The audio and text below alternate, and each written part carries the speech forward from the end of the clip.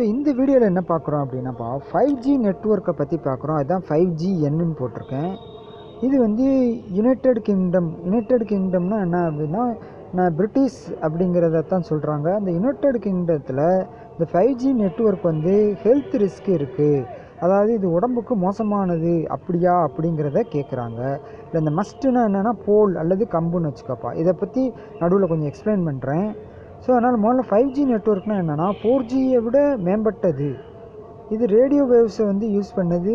இது எதுக்கு யூஸ் பண்ணலாம்?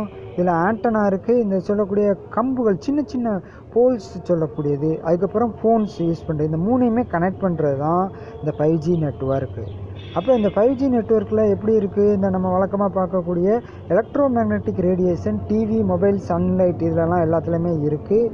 அடுத்து 5G நெட்வொர்க் வந்து ஹை ஃப்ரீக்வன்சி வேவ்ஸை வந்து யூஸ் பண்ணுது. அதனால் என்ன பண்ணுறது, மோர் மொபைல்ஸை வந்து யூஸ் பண்ணலாம்.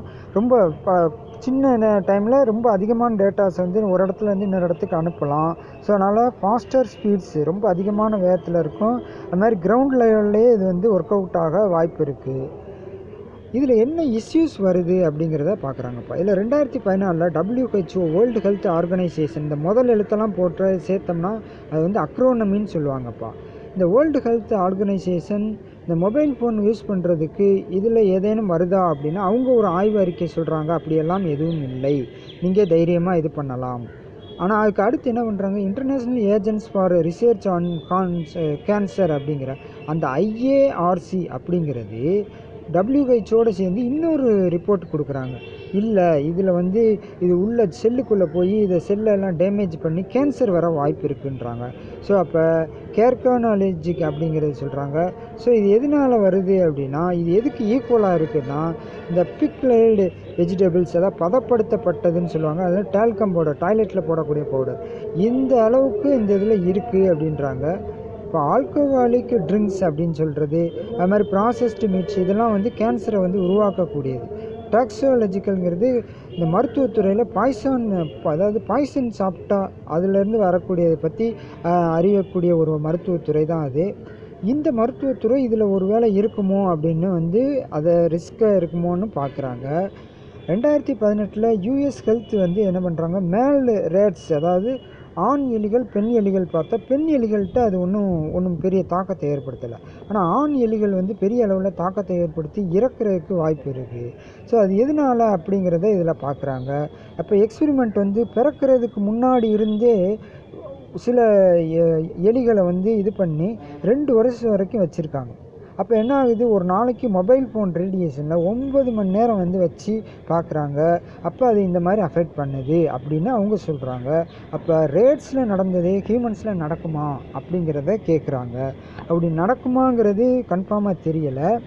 ஆனால் இவங்க என்ன சொல்கிறாங்க, ரேடியோ வேவ்ஸ் வந்து நான் அயனைசிங், அது வந்து அயனைஸ் பண்ண மாட்டேங்குது, அதனால் வேறு எதுவும் பெரிய பிரச்சனை கிடையாது அப்படின்னு சொல்கிறாங்க. இது எப்படி நடக்குதுங்கிறத இந்த இதில் பார்ப்போம்ப்பா. நாட் சஃபிஷியன்ட் டேட்டா, அதாவது இதுக்கு தக்க மாதிரி தேவையான அளவு டேட்டா இன்னும் கிடைக்கப்பெறவில்லை. ரெண்டாவது வந்து செல்லுலர் டேமேஜ் ஆகுதுங்கிறதுக்கு கண்டிப்பான இது இல்லை அப்படின்றாங்க. ஸோ டேவிட் ராபர்ட் கிரிம்ஸ் தான் இந்த இதை வந்து சொல்கிறாரு. ஸ்கின் கேன்சர் பொதுவாக எப்படி வருது அப்படின்னாப்பா, சன்னில் இருந்து வரக்கூடிய அல்ட்ரா வயலட் ரேஸ் தான் ஸ்கின் கேன்சரை ஏற்படுத்துது.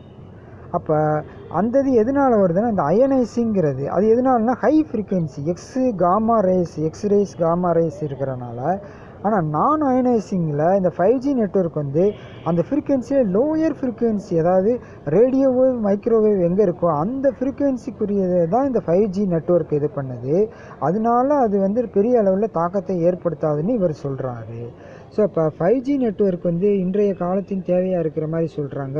ஸோ அப்போ நீட்ஸ் நியூ பேஸ் ஸ்டேஷன், அது இப்போ ஏன்னா நிறைய இடத்துல புது ஸ்டேஷன் ஆரம்பிக்கணும். ஆனால் ஏற்கனவே இருக்கிற 4G நெட்வொர்க்கோட இது கம்மியாக தான் ஆகும்னு UK இந்த கவர்மெண்ட்டில் சொல்கிறாங்க. இதோட டேஞ்சர்ஸ் வந்து பார்த்தோம்னா 5G நெட்வொர்க் மைக்ரோவேவ் பக்கத்தில் இருக்குது. இப்போ மைக்ரோவேவ் நான் ஏற்கனவே சொன்ன மாதிரி நான் அயனைசிங் அப்படிங்கிறதுல வருது. அப்போ மைக்ரோவேவ் வந்து ஹீட்டை ஏற்படுத்துனா கூட ஓரளவுக்கு அது அக்செப்டபிள் ஹீட்டாக தான் இருக்குது. இதை யார் யார் சொல்கிறாங்க, இன்டர்நேஷ்னல் கமிஷன் ஆன் நான் அயனைசிங் ரேடியேஷன் ப்ரொடெக்ஷன் அப்படின்னு ஒரு குழு இருக்குது. அவங்க இதை சொல்கிறாங்க. இதோட லிமிட் என்ன அப்படின்னா, இதோட லிமிட் யூகே கவர்மெண்ட் சொல்கிற மாதிரி ரேடியோ வேவும் ஸ்மால் ரைஸ் தான் இருக்குது. அதனால் 5G நெட்வொர்க் வந்து ஓவராலாக சின்ன அளவில் தான் யூஸ் பண்ணப்படும். ஸோ அதனால் வேறு எந்த பிரச்சனையும் வராதுன்னு இவங்க சொல்கிறாங்க.